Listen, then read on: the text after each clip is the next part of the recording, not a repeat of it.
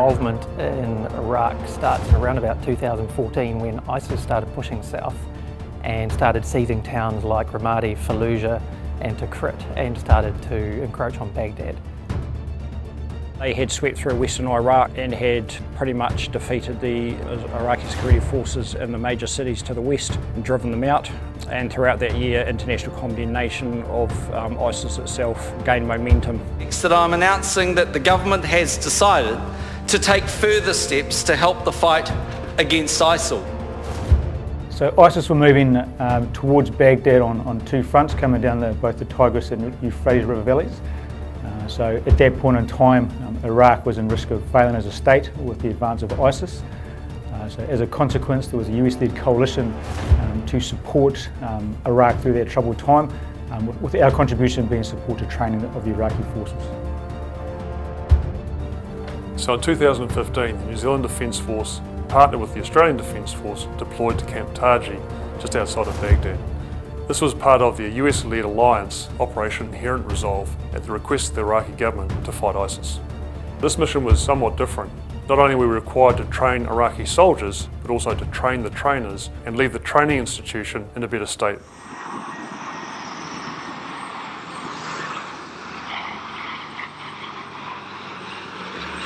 So we arrived in Taji in the middle of the night, because that's when our C-130s flew in there, because that's when the threat was least. So we didn't actually know what it was like when we first arrived, because we arrived off the aircraft. There was lots of yelling at us. We got on buses and then we were taken into the Taji compound itself. Waking up the next morning, I was taken aback by how austere it was. There was lots of sand, a lot of mud because it had been rained the night before, and lots of T-wall, which is 4 metre high reinforced concrete walls that surrounded the base and also a lot of the structures. The environment in Taji is challenging. Taji is 50 shades of brown. Brown dust, brown concrete, brown roads, everything. And there's only a few scattered patches of green where grass grew around some of the air conditioning leaks, where people were dedicated enough to water their little patch of lawn. And there are a few patches of trees that people would also water to keep alive through summer. I was fortunate while I was in Camp Taji that even through the heat of summer I had a nice air conditioned office. But the New Zealand Australian trainers and the force protection team, their job is to go out every day in the heat of up to 50 degrees for up to half a day to train the Iraqi army, which is a lot of respect. We were talking to this gentleman, and at several points during that conversation he was tapping his rifle and pointing towards the west there. And ISIS, and he would point and keep on pointing. And through that conversation we learnt that he had had 4 brothers killed by the Islamic State during the fights in Fallujah and places like that. So his sole focus was to come here, get the training, and then head back, obviously after the training had concluded, with the brigade to get back into the fight against the Islamic State. It's life or death for them. Knowing that these guys were going to head straight to Mosul after we had finished training with them, you put everything into it, you put everything into your training. You really wanted them to succeed in their mission in Mosul.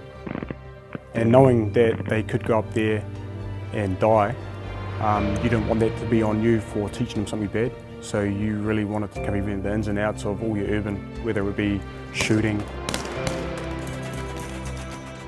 troop movements, casualty under fire,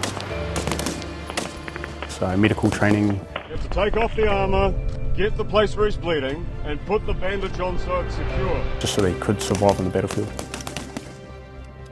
When Task Taji first went in, the mission was to train soldiers directly. So it was New Zealand and Australian Army trainers directly training Iraqi soldiers. So the Iraqi soldiers could have the ability to take those skills back to the fight to defeat Daesh.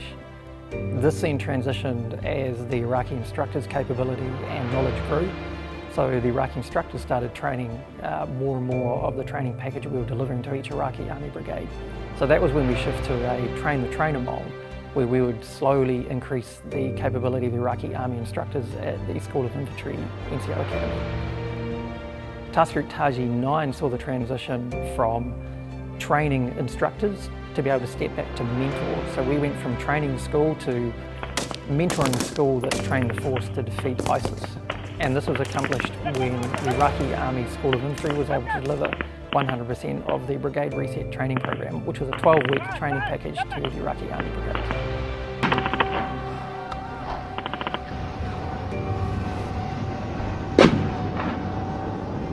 Every deployment has risks, and in Camp Taji there were considerable risks outside our perimeter.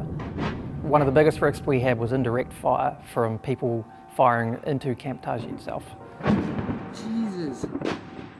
The security situation in Iraq began to deteriorate in late December of 2019.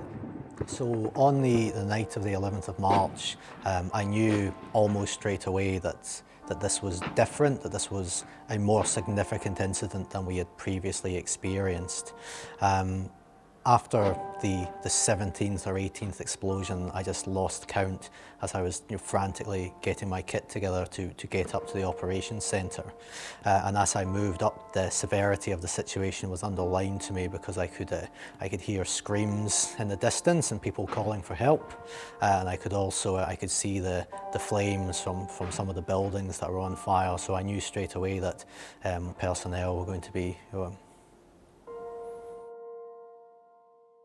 Tragically, some coalition personnel were killed and there were many wounded as well. One of the key important things that people often overlook is that we actually had a pretty capable surgical facility that was Australian and New Zealand run. If someone got hurt, we had to have the ability to stabilise our injured people and then get them out of theatre if necessary. So having a good primary healthcare facility helped keep the force sustained and going forward. On deployment, as a nursing officer or a medic who are always on call, we're there to provide that emergency cover and to help out our fellow members when they go down. Yes, it can be stressful, but you're there to do your job.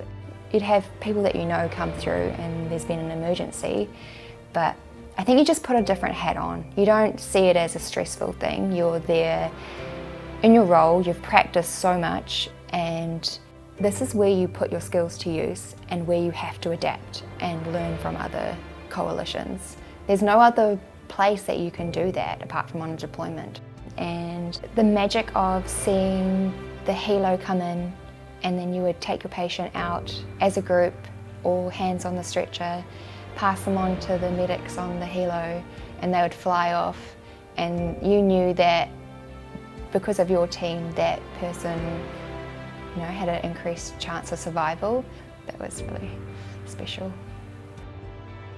It was actually really sad to leave because you work so hard in this environment and you make such meaningful connections with different people, and you kind of leave a little bit of yourself behind when you go, and you kind of know that you might not come back.